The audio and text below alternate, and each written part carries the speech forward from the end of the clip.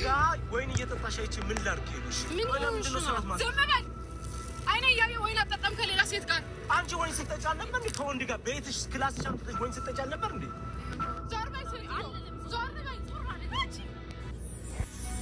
እና እንግዲህ ውድ ተመልካቾች የዛሬውን ቪዲዮ አይታችሁታል። በጣም ያሳዝናል፣ ግን ደግሞ እኔ እስከ መጨረሻው አላየሁትም ነበር። ገብቻ ያየሁት ልጅቷና ናቲ ያደረገው ነገር በጣም ያናዳል። ለዛም ነው እና ብዙዎቻችን ደግሞ ተመለከትኳችሁ ከኔም ቤት እንዲሁም ከሌላም ቤት ያያችሁት በብዛት ደግ አድርገዋል ትላላችሁ። ደግ አድርገዋል፣ በእርግጥ ደስ ይላል። ግን ደግሞ እንዲህ አይነቱ ነገር ይጎዳናል ራሳችንን።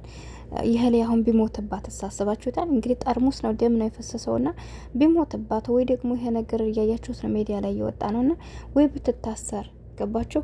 አሁን እሱ ያደረገውን ነገር እሱ ባደረገው ነገር እንዲያርጋ ስትመታው ችግር ውስጥ እንዲያገባ ነው እንጂ ናቲ ያደረገው ነገር ትክክል እንዳልሆነ እኔም ባለፈው ነግሬያቸዋለሁ።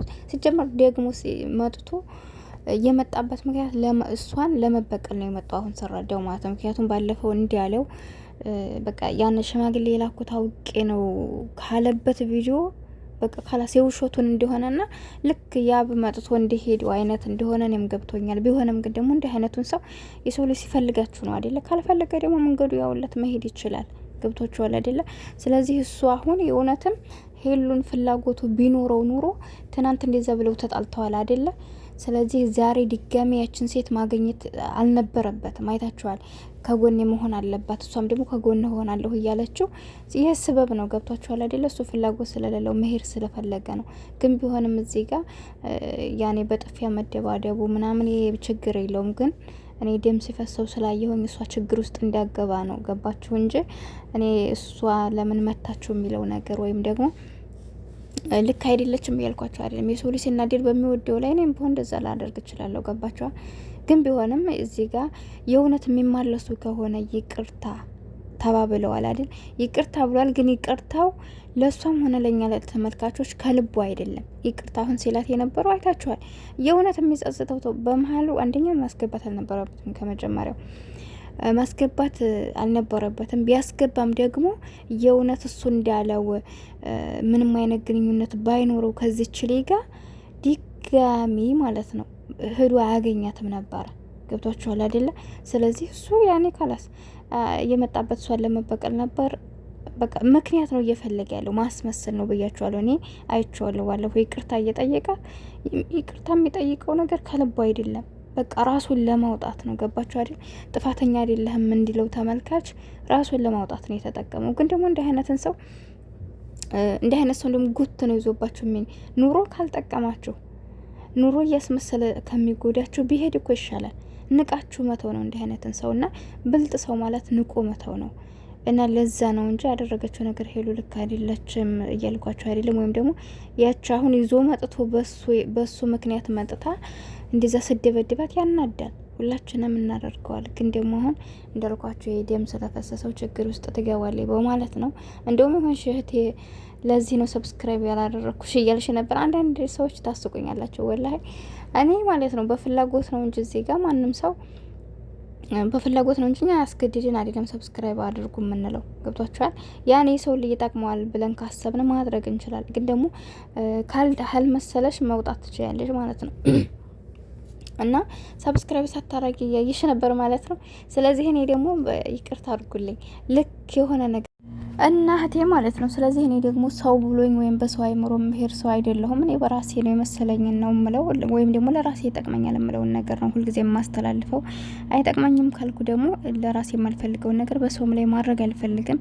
ስለዚህ ያኔ ከተመቸሽ ታዳምጫለሽ፣ ካልተመቸሽ ደግሞ ማለት ስህተት ካለብኝ ስህተትሽ ይሄ ነው ማለት ትችያለሽ እንጂ ሰብስክራይብ አድርጌሻለሁ አላረኩሽም ይሄ በግድ አይደለም። ፍላጎት ካለ ታደርጋላችሁ፣ ፍላጎት ከሌለ ደግሞ ማንም ሰው ከፈልገው ሰው ጋር ነው የሚኖረውና እኔ ደግሞ ያው አንቺ በምን ሀሳብ እንደሄድሽብኝ አላቅም። እንግዲህ እኔ ደግሞ የራሴ ልክ ይሆናል ያልኩትን ነገር ነው እንጂ ማንም ተመልካች እንደዚህ አርጊ ብሎኝ በሱ አልሄድም። በቃ የራሴ አመለካከት የራሴ አቋም አለ። በራሴ አቋም ነው የመሰለኝን የምፈርደውና እንደዚህ አይነት አመለካከት ባይኖራችሁ ጥሩ ነው ብዬ አስባለሁ። ሰብስክራይብ ደግሞ ምንም አይደለም፣ ማንኛውም ሰው የውጭ ዜጋ የሚያደርግ ነው እና ይሄ ደግሞ እንትኔም አይደለም። እኔ ከአንድም 3 ቻናል ነው የሚገርማቸው፣ ወደ 13,000 ነበረኝ፣ ወደ 10,000 ነበረኝ እና እኔ ማግኘት ማጣትን እንኳን የኛ ይሄ ትንሹ ገና ሞኔታይዝ ያልሆነው ብዙም ብርም ተቀብሎን ተከፍሎንበትም አይተነዋልና የገንዘብ ወይም ደግሞ ቻናል ማደግ መውደቅ ያለ ነው። ገብቷችኋል አይደል? ግን እንደዚህ አይነት በቃ ትንሽ አስተሳሰብ ያላችሁ ሰዎች ብትቀየሩ ጥሩ ነውና የሰው ልጅ ስህተት ከሰራ ስህተት ነው ብላችሁ ማሰብ ነው። ስህተት ነው ብላችሁ ያን ሰው እንዲያስተካክል ተመልካች ማለት በቃ ልክ አይን ማለት ነው። በቃ እንደ ጓደኛ ማለት መነጽር ነው እና ያን ሰው ሲሳሳት ልክ አይደላችሁም ብላችሁ ነው እና እኔ ደግሞ በጭፍን አልፈርድም። ልክ ይሆናል ብዬ ያልኩትን ነገር እናገራለሁ። ስህተት ካለብሽ ስህተት አለብሽ ማለት ነው እንጂ እንደዚህ አይነት ብላችሁ ባጽፉ ደስ ይለኛል ማለት ነው። ማለት ይሄ አንድ ሰብስክራይብ መጣ ሀዴ ለኛ ምንም ትርጉም የለውም። ገብታችኋል? በዛ ላይ ደግሞ በፍላጎት ነው እንጂ ዝም ብለን እንትን ልንል አንችልም። ያኔ ተሰምቶኛል እውነት ለመናገር እንደዚህ ሰብስክራይብ ያላደረኩሽ ለዚህ ነው ምናምን ብላ የጻፈችው ማለት ነውና ለማንኛውም እኔ ያልኳችሁ ያለሁት እዚህ ጋር ሄሉ አያናዳትም ወይም ደግሞ የተደረገው ነገር አይደለም። ግን ቆም ብለው አስበው ሁለታቸውም ይህን ነገር በቃ ካላስ ካሁን በኋላ አያስፈልግም ካሉ እኔ እኮ ከራሴ ህይወት ነገርኳችሁ። እኔ በጣም በቃ የሆነ እንለያያል ብዬ የማልፈልገው ህይወት ነበረኝና ግን ደግሞ ካላስ የማይሆን ነገር ስለሆነ እየመረረኝ ውጭዋለሁና ከኔም ህይወት ነው እንግዲህ ውሰዱ ያልኳችሁ ለዛ ነውና ስለዚህ ናቲ ደግሞ እንግዲህ አመጣጡን ያልኳችሁ መጀመሪያ ጥሩ መስሎና ነበር። በኋላ ላይ ግን ያደረገው ነገር በጣም ይደብራል። ሆዲ አባውን በቀል ያወጣዋል ነው የሚባለውና ሽማግሌ ላኩ ታውቄ ነው ካለ ወዲህ እኔ ለሱ ያለ ቦታ በጣም ያስጠላኝ ማለት የሆነ እውነትም እሷን ሊበቅላት እንደመጣ ነው የተረዳሁትና ስለዚህ እንደዚህ አይነት መጥፎ አመለካከት ይዞ ከሆነ ደግሞ ከህይወቷ ያለው ብሄድላት ነው የሚሻለው። አያችሁ ታዲያ ትናንት ሊጠቅማት መጣ ብለን ዛሬ ላይ ግን ይኸው እጇን ራሱ አሳሳታት። ይሄ ልጅ እንደልኳችሁ እንደመታችሁ አሁን ችግር ውስጥ ከገባ እሷ የበለጠ የከፋ ችግር ትገባለች። አያችሁ እና ምንም አይነት ነገር ሲደርስብን ነገሮችን በስሜት